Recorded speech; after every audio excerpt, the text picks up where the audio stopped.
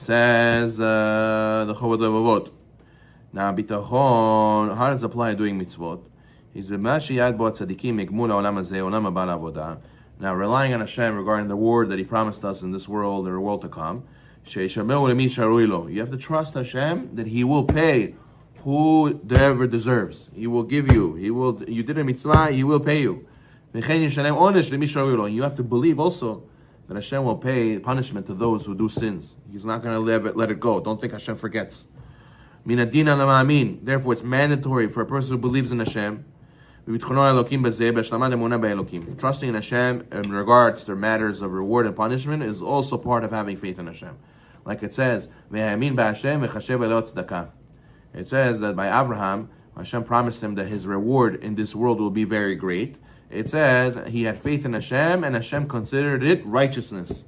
Hashem says, wow, that's righteousness. When you believe that I will give you a reward, that means you're a tzaddik. A real tzaddik believes Hashem will give him a reward. David HaMelech, we say every day after the tefillah and shachrit, Lule emanti l'rot betuv Hashem be'eretz chaim. Right? We say, and you say Kaddish Shlama afterwards, right? Had I not had faith that I would see the goodness of Hashem in the land of life. He says, this that I'm going to be in Olam Haba and every reward, I have faith in that, says King David. I have faith. I believe in that. So you see that you have to have faith and believe these things. It's a lot of times Yitzhak will tell you, nah, there's a lot of Rashaim, they do bad things, Hashem doesn't do nothing to them. You see, you could be Rasha and you'll be fine. And there's some people who say, you see, you do a mitzvah and it bites you. It comes back to bite you. There's no point in doing the mitzvah. Hashem doesn't give the reward. Hashem doesn't deliver, God forbid. You have to know not to give into those Yetzirah. So therefore he says that even if a person performs mitzvot, that doesn't earn him reward. A lot of times because we said we owe Hashem so much more for this that He does for us. He says, however, it's not proper for a person to rely on his good deeds and assure himself, I'll get compensation, because maybe your deeds don't deserve you anything, because maybe Hashem did way more for you. However, what should you do? Rather, a person should exert himself, put effort to fulfill Hashem's will, perform His mitzvot, and the appreciation for the kindness that Hashem bestows upon us. Not an expectation of future reward. But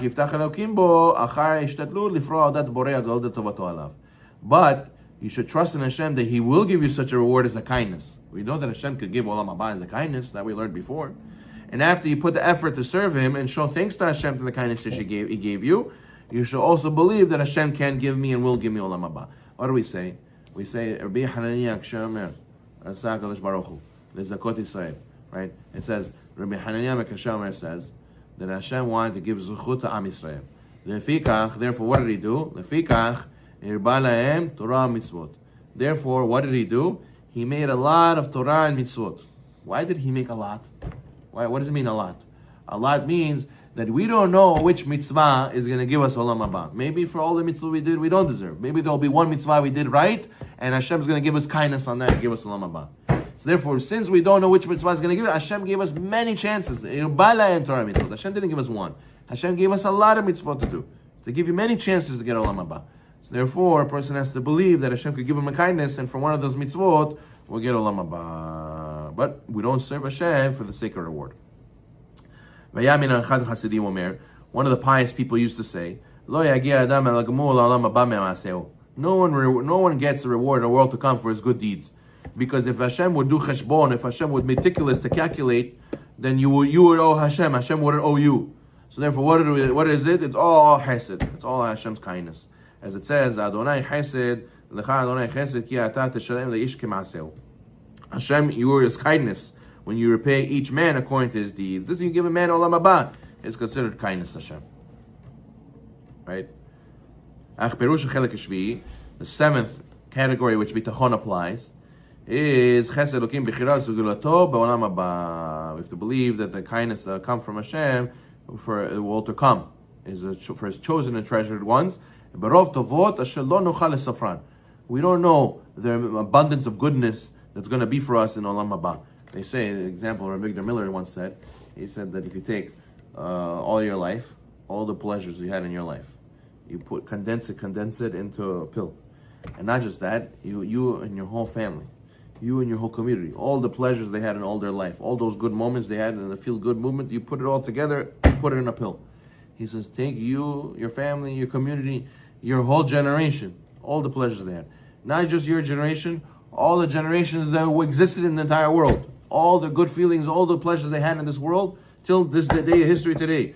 Take all of that, put it into a pill, swallow that, and you feel all that euphoria, all that pleasure, in that moment from all those generations. That's not even one moment on Olam Haba. That's something that breaks your brain. It's mind-boggling. But what? It's immeasurable. The goodness is immeasurable there. Why? Because everyone who had pleasure in this world, it was this world. Olam Haba is not this world. It's something spiritual. It's not physical. Physical pleasure is much less than spiritual pleasure. So if he says, the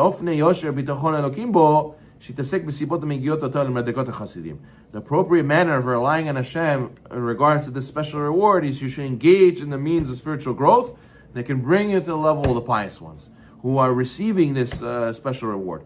What is this? That's what we spoke about this in here. He says about it right now. And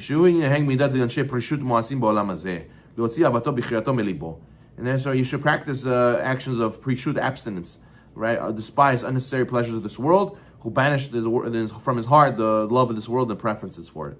We spoke about this in Mitzvah Sharim when we're learning Mitzvah Sharim, that a person is supposed to realize that I should really be looking and getting closer to Hashem spiritually and less for Gashmiut. Stay away from Gashmiut, right? Do I really need this car? Do I really need this clothes? Do I really need this house? You know, is it really? So why? Because Olam Haba, not Olam Hazeh, right? And we said that when a person goes to Olam Haba, what's Olam Haba? What is there? It's spiritual stuff. Don't think we go there and you're gonna have a nice Ferrari waiting for you over there, or it's gonna be like a wedding every night with smorgasbord and dancing and music and hopping up and down. That's physical stuff. There's not physical stuff over there. It's spiritual stuff.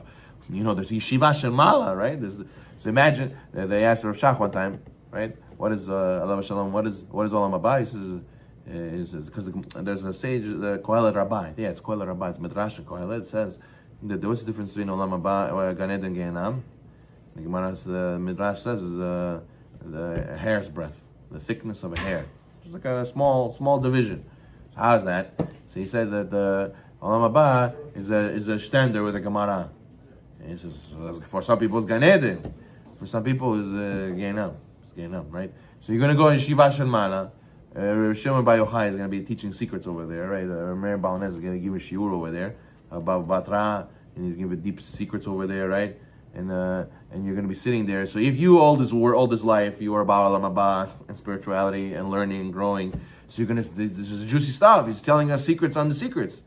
But if you are only Gashmiut, you go there and you're like, boring. Where's the party? What is this? I'm not ready for this. So it'll be getting up for you.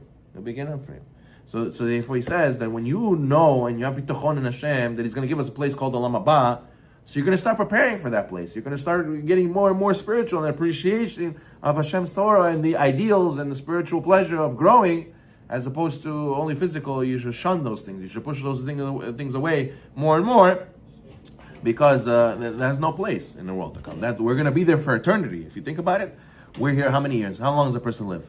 We're maybe here 70 years, 80 years, 90 years, 100 years, 120 years. Compared to the eternity we're going to be over there, you should prepare yourself here. That way you're ready to go over there. But if you're not prepared, you're only busy with Gashmiut here, so then you're going to be lost over there. You're going to be so confused. You're going to be like, it's not for me.